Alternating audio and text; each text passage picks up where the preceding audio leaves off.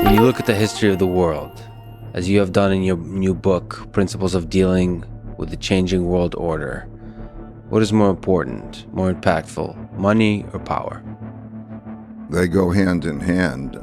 They support each other and they compete with each other. Those who have money have power, a certain type of power.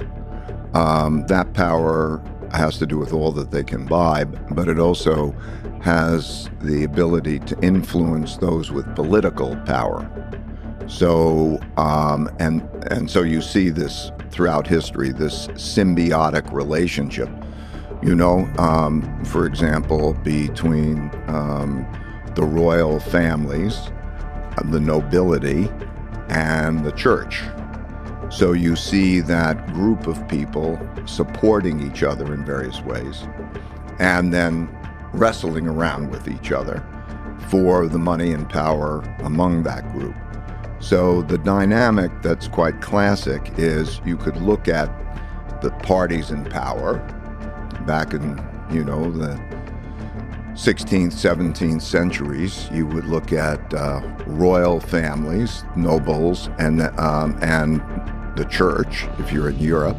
And then you would look at agricultural land, and there was a certain dynamic. And that varies over time. It changes.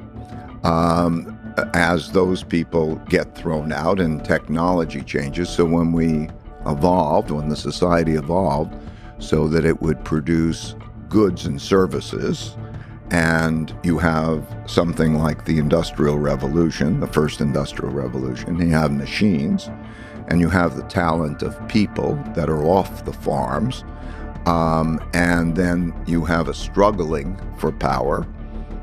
You see that power mix change. And so we don't see that same power mix anymore, but you still see the same dynamic. You see those with money dealing with those who have political power around those assets that are considered most valuable, to particularly the productive assets that produce money.